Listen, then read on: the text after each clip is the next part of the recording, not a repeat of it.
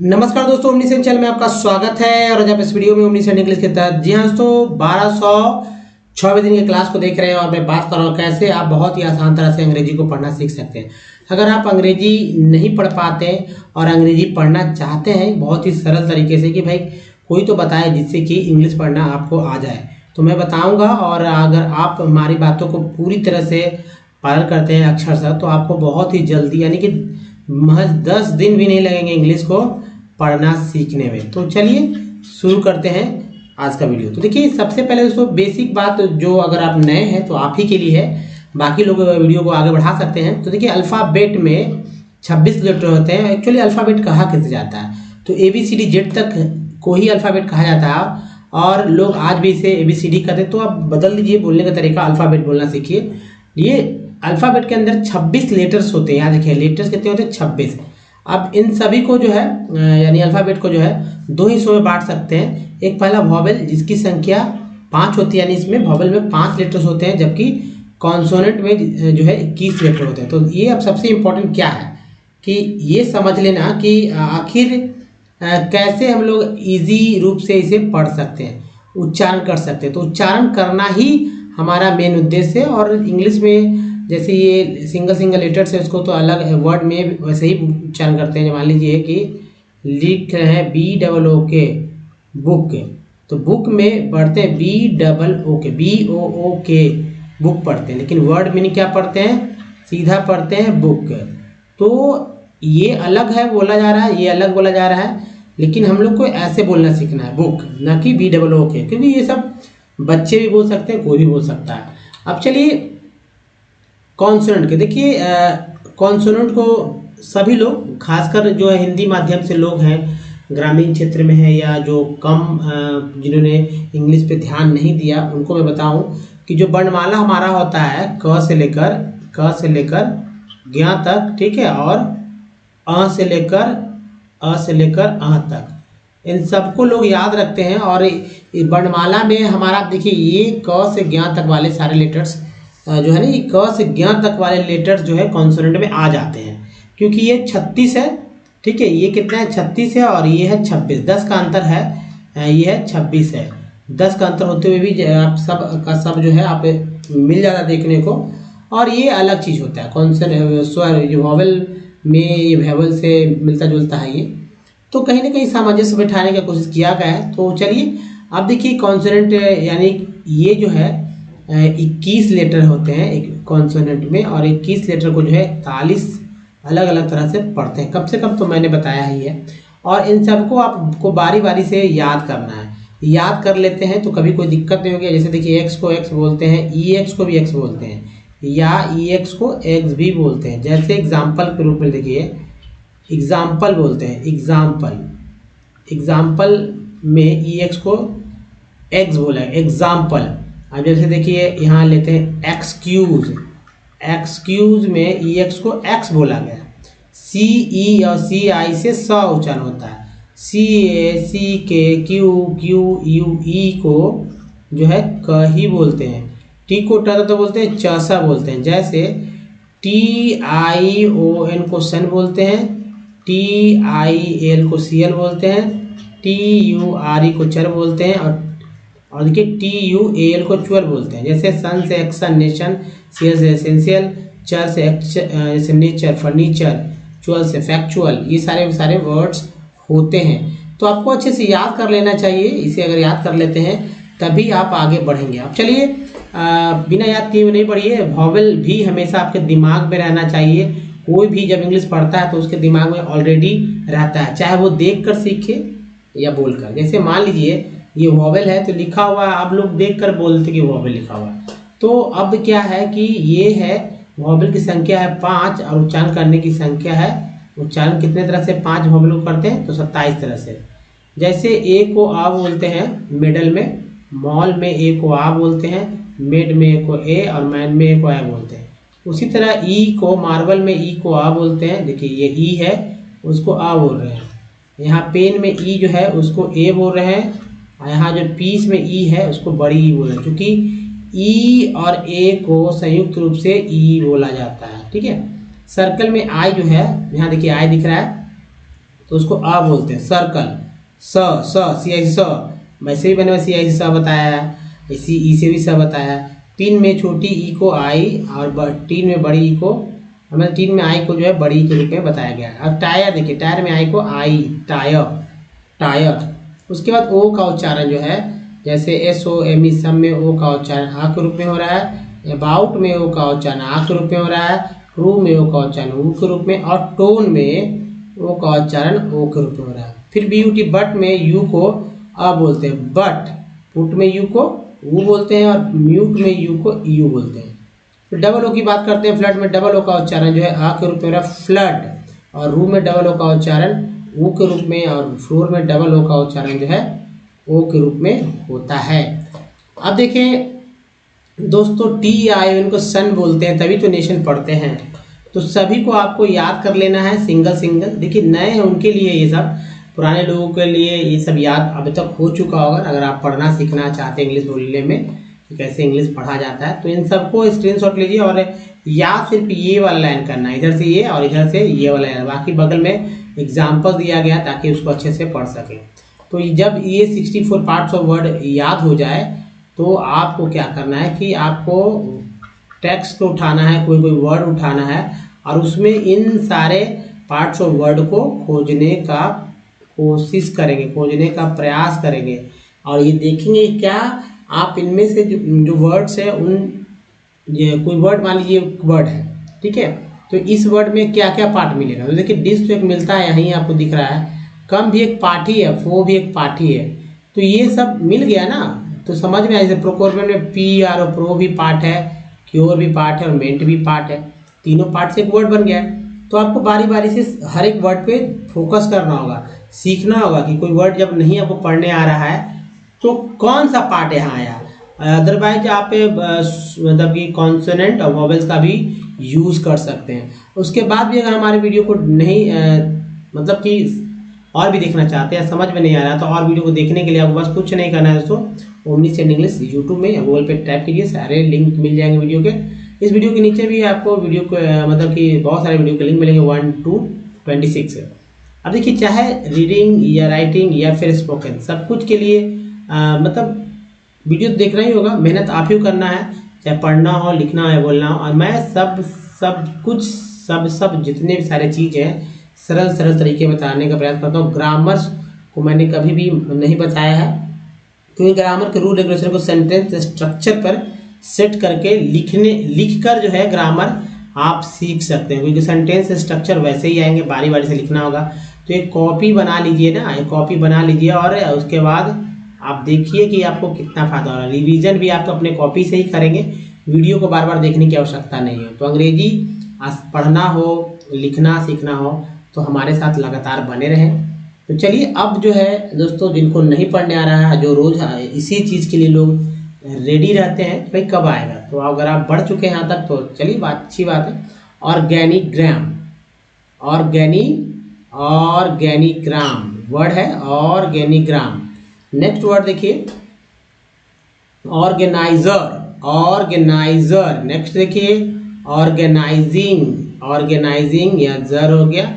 Next है तो organ तक तो बार बार ये देखिए ओ आ रहा है, ऑर्गेनी एक साथ आ रहा है। ऑर्गेनिज्मल है ना, ऑर्गेनिज्मल। नेक्स्ट देखिए ऑर्गेनिस्मिक, इसमिक है तो निस्मिक हो गया। ऑर्गेनी नहीं होगा, ऑर्गेनाइटिज। नेक्स्ट देखिए ये वर्ड है ऑर्गेनाइजर के बाद है ऑर्गेनाइजिंग, वहाँ पर एस के साथ था, ऊपर में यहाँ पर देखिए एस के साथ था, जबकि यहाँ पर जेड के साथ वही उच्चारण है। नेक्स्ट देखें तो ये है ऑर्गेनोजेनी। नेक्स्ट है ऑर्गेनोग्राम, उसके बाद ऑर्गेनोलॉजी। नेक्स्ट देखिए ऑर्गेनोसोल्स,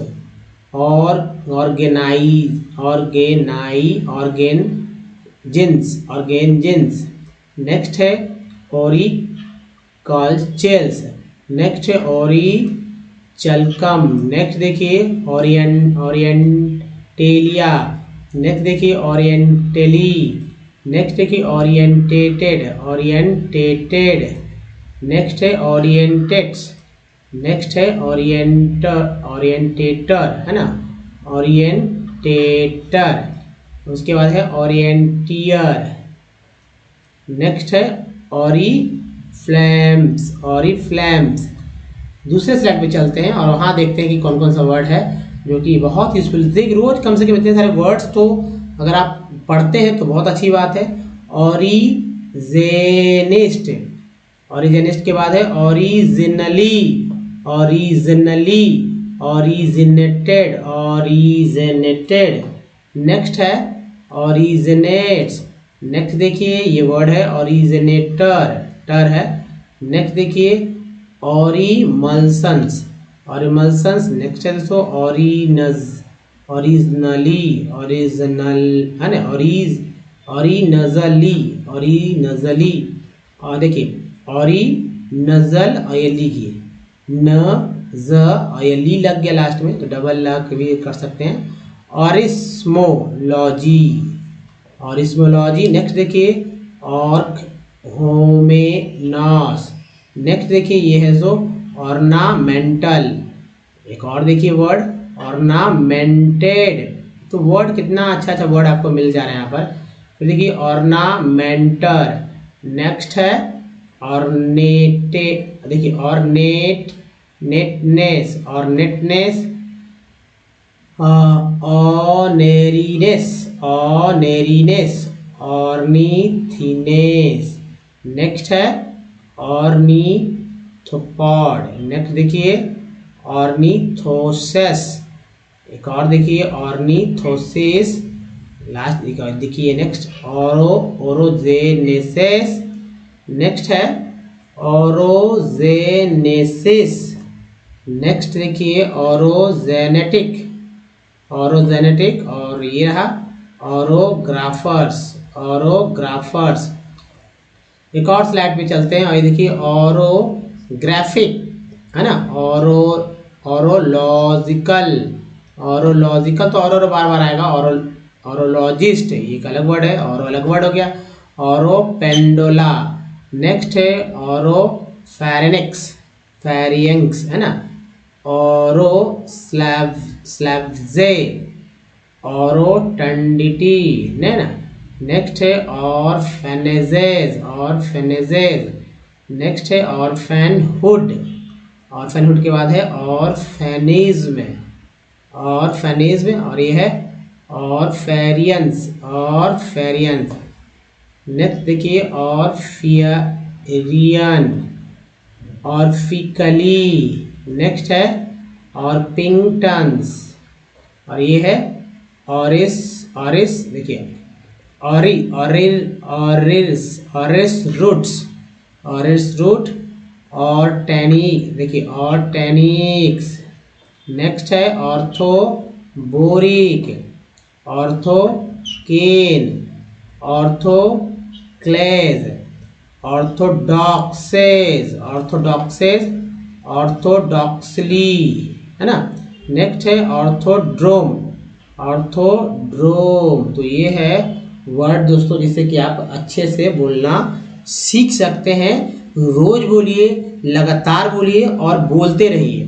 अब देखिए जो टेक्स्ट है उस टेक्स्ट को भी पढ़कर 64 पार्ट्स ऑफ वर्ड का यहाँ यूज कर सकते हैं। तो आपको मैं यही सलाह दूंगा कि आप 64 पार्ट्स ऑफ वाले वर्ड को अच्छे से याद रखिए, वोवेल कॉन्सोनेंट को अच्छे से याद रखिए, क्योंकि याद रखना ही होगा।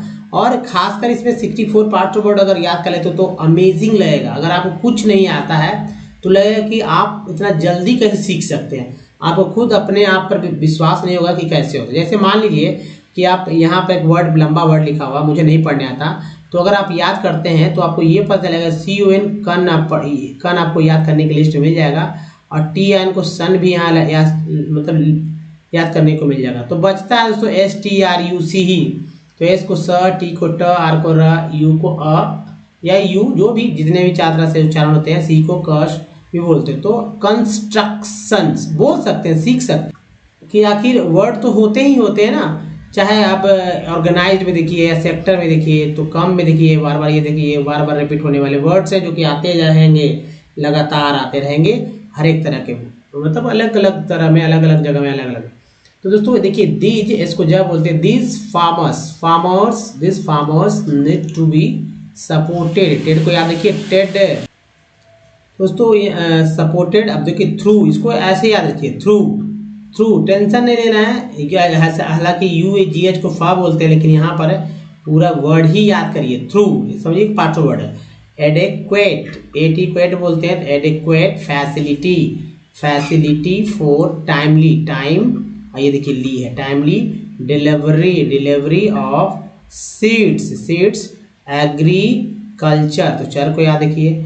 इनपुट्स, तो देखिए कल भी याद रखिए, एग्री भी याद रखिए, तो एग्रीकल्चर इनपुट्स, क्रेडिट, स्टोरेज, एज जो है आर के साथ लगा तो रेज हो गया ना, storage, facilities and marketing outlets in the urban areas. अब देखिए अनऑर्गेनाइज्ड सेक्टर्स comprises mainly, देखिए मेन और ये देखिए ली, mainly of workers in small scale। एक के बाद ये है तो एक का उच्चारण एक रूप में होता है, ऐसा मैंने बताया है पहले से भी, इसको भी समझना होगा। Industry casual workers in construction trade, एक के बाद फिर से ये आएगा तो एक को एक रूप में पढ़ेंगे। ए पढ़ा तो TR trade and transport ETC, and those who work as street vendors, head load workers, garments, जी हाँ garments maker, rag pickers ETC।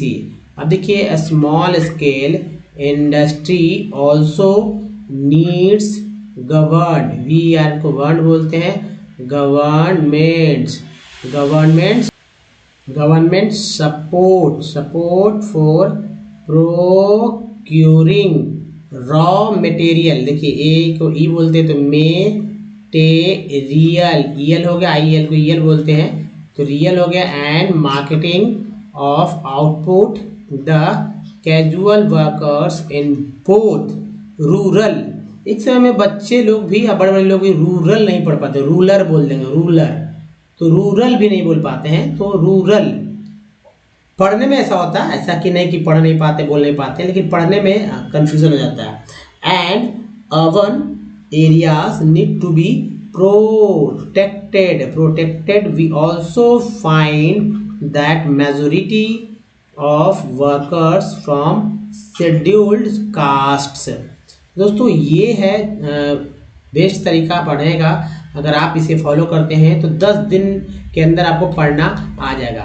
तो बताइए वीडियो कैसा लगा, अच्छा तो लाइक और शेयर कीजिएगा, नए हैं चैनल को सब्सक्राइब कीजिए, घंटी को दबाए आने वाले वीडियो के लिए। तो और कुछ वीडियो के लिंक आपको यहाँ पर मिल जाएंगे कुछ सेकंड बाद। तो दोस्तों इस वीडियो बने रहने के लिए आपका बहुत बहुत धन्यवाद। थैंक फॉर वॉचिंग, मिलते हैं अगले वीडियो, तब तक के लिए अपना बहुत ध्यान रखिए, धन्यवाद।